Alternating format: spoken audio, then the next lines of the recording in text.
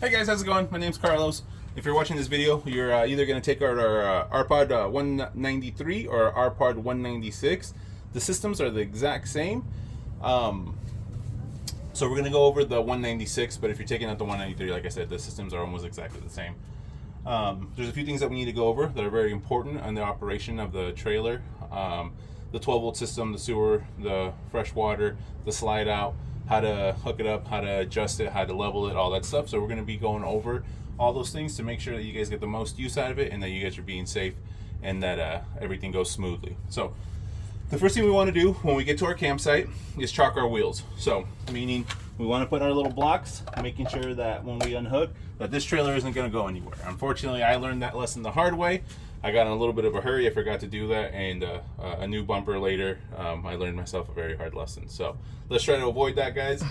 So the first thing we need to do is level our RV left to right and front to back before we can operate the slide out. So in order to do that, there is a level in the back. Generally, we want to level left to right first. So if you want to follow me back here, there's a level on this bumper. And that level there is going to show you whether you're level left to right or not. Right now we're showing level.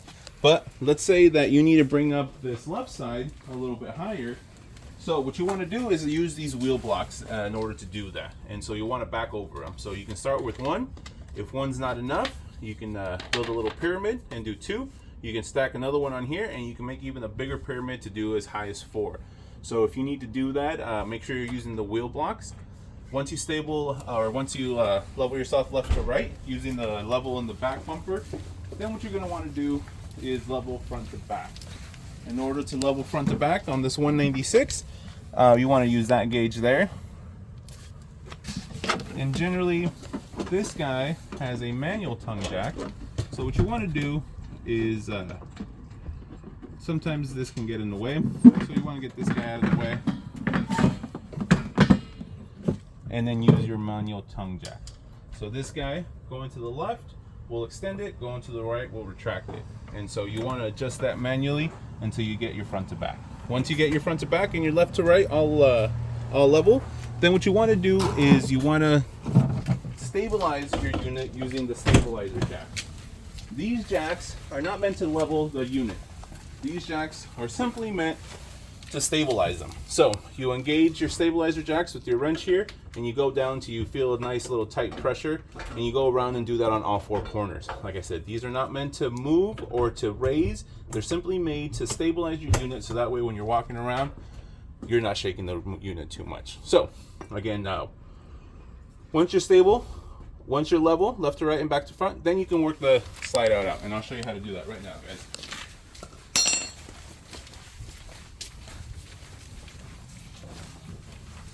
So it's very simple. You have your control panel right in here. With the slide out, you want to make sure that you're hooked up to your 7-pin connector, to your generator, or your shore power. And if you're going to use your 12-volt system to operate the slide out, you want to check your battery levels and make sure you have 2/3 or higher. You don't want to be low on battery while trying to operate that slide out, because that could kill your power and then your slide out might get stuck halfway in or halfway out. So make sure that you keep an eye on that. And like I said, you're either full battery, you're hooked up to shore power, or your generator. Over here, you have your operation for your slide out. So we just hold the slide out until it stops moving. And what you want to do is hold it just like 2 seconds past the point that it stops moving to make sure it's completely seated well and the seals are all nice and tight. So just like that. And now you have a whole lot more room in here, guys. While we're here, we're going to go ahead and go over the operation of the lights and checking your systems. Your awning retraction is right here. We ask that our runners don't leave our awnings out overnight. If the wind picks up, it could tear the awning. So at night, go ahead and bring that awning in. You have a light for your LEDs. You have a porch light, and this is your interior light. When you turn your interior light on, it might not turn on all your lights, and that's because each individual light has a button right in the center, and so that way you can choose what lights will come on and off with your interior light button. So the lights aren't broken. If one's not coming on, it just needs to have that button pressed, just like that. On this side, guys, we have our black freshwater, our battery levels, and our like I said, our gray and black water tanks. So with the water heater, we want to make sure that when you have your water heater on, you are keeping an eye out on your fresh water. This is showing we have all the units go out with the full freshwater tanks. If you run that fresh water out while your water heater is on, you could burn up that water heater. So make sure that you're checking that water level while your water heater is on, as to not run that freshwater tank off. This is your water pump. So your water pump will pressurize all your systems. If you are on city water, there's a hose hookup for city water. You can turn this off because the city water pressure will pressurize the systems in the system. If you don't turn your water pump on, your system will not work. That's also why we want to keep our battery charged. So if you're not on shore power and you're on the generator, then you want to run that generator 2 to 3 hours a day to make sure you keep your 12-volt system charged, and that's going to allow for your furnace to work, your refrigerator to work, and your water pumps to work. So make sure you're running that generator. If you let the 12-volt system die completely, there is a CO2 sensor that will make the worst, most annoying sound, letting you know that your power levels are very, very low, and that it will not be able to detect CO2. So again, very important to be checking your battery levels and to keep those nice and charged. Here you can also check your black water and your gray water. Oftentimes when we do a little clean, it'll start to sense a little bit of what water that we're using to clean the toilet. So that's showing 1/3, but that should be pretty darn near empty. Same thing with the gray. We make sure that these are empty after every use. So that's just probably showing a little bit of the water that we used to clean the unit after it was dumped. Let's go over AC operation. So your 2000 watt generator will run your AC. You hit your button here until you get to cool or to heat. You set the appropriate temperature, and then the system will run. You don't need to be in a generator to run your furnace, but you do need to be on that 2000 watt generator to run your AC, and you won't be able to run anything else. You can't run your microwave or any of the other high voltage electrical systems, because that generator is just enough to run that AC or to run all the other systems while the AC is off. So make sure you keep an eye on that. This TV is a 12-volt system, so you can run this TV off your 12-volt, but that will kill your battery a little quicker. So make sure that if you are running the TV, you are checking that battery level. Your bathroom has a full-size bathroom. It's kind of nice. It's not one of the units that has the pooper in the shower, so you actually have quite a bit more room. In this unit, the table for the dining room is right here. This is your little table here, so you can set that out right in front of your couch here if it's a rainy day and you guys don't want to eat outside. This also converts into a queen size, and your linens for this are in this closet here. So your additional linens are right in there, and we have extra pillows on the queen bed to make sure that you have enough pillows to get comfortable. The blinds operations are real easy. It's up and down. That's all you got to do. Let's go over the kitchen real quick, guys. We fully furnish your kitchen, so you'll have pots, plates, cups, coffee cups, everything that you need to basically run your kitchen. The most important part with your stove is that you will need a lighter, which is in the utensils drawer, to get it going, so it doesn't have a spark to get the gas going. The other really important thing is that you use your big pots and pans on this side, and that you keep your small pans on this side, because if that pan gets too close to these knobs, they will start to melt, and you can actually see that has already happened on these. So remember, big pans on the left, little pans and pots on the right, to make sure that we can keep these knobs from melting. All right, guys, let's go over, real quick too, this is a little fun fact. This has a vacuum, so if you use one of their broom that's in the closet and you broom all your garbage over here, you bring that up, that'll suck up all your garbage, and then you close that right back up.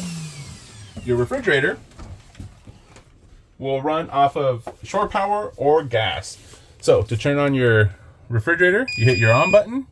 If you leave it down, the button down on the right, it'll automatically sense whether you are on shore power, and if not, you will get gas. If you want to just set it to gas so it doesn't have to do that check, you just hit the button, and that will automatically put it on the gas. You want to make sure your gas is on in order for that to happen, and we're going to show you how to do that right now.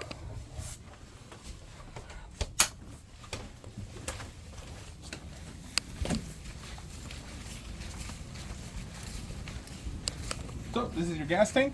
we make sure that all our gas tanks are full, and we'll have enough for the duration of the trip. So all you got to do, real simple, is open that guy up, and that will get all your propane systems going.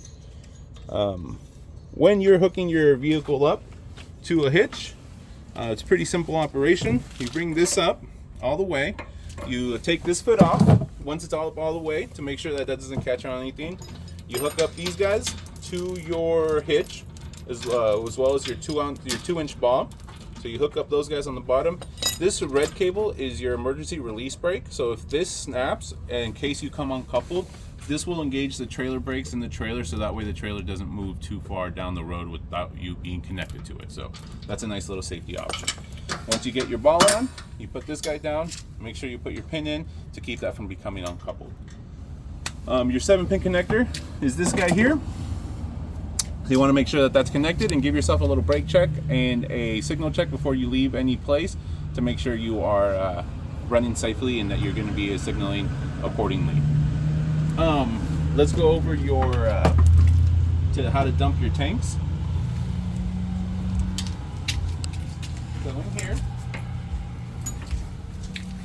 you have your sewer tank or your sewer hose. So what you want to do is, on this unit, it's very important, and oftentimes folks will forget this. This has 2 sites that you have to dump. So you have your black water on the left and you have your gray water on the right. So you see the lever here. This is your black water. You want to do your black water first. Hook up that hose to this end. Hook up the other hose to your dump site. Open this guy up. Oftentimes there'll be a little curb right in front of your dump site, and so that'll create a low point here. So you want to make sure that you're holding that hose up to get all that material off, or just give it a shake every once in a while to get all that material off. Once you're done with your black water, you want to come back here, do your gray water. The gray water will kind of help rinse out some of that material. Same exact thing. You got your lever back here. Hook up. Make sure you're lifting up on that hose to make sure that all that material is moving out. Once that's done, close your gauge. Close your put your lid back on. Most dump sites will have a hose. We ask that you give that dump hose a little rinsing on the inside to make sure that's nice and clean before you put it back in the trailer. If you guys have any other questions, please feel free to reach out by phone or by the app or the website. We'll be happy to have to answer any questions. We hope you enjoy your trip, and if we're always willing to take suggestions on how we can better improve your experience. Thanks, guys. Have fun.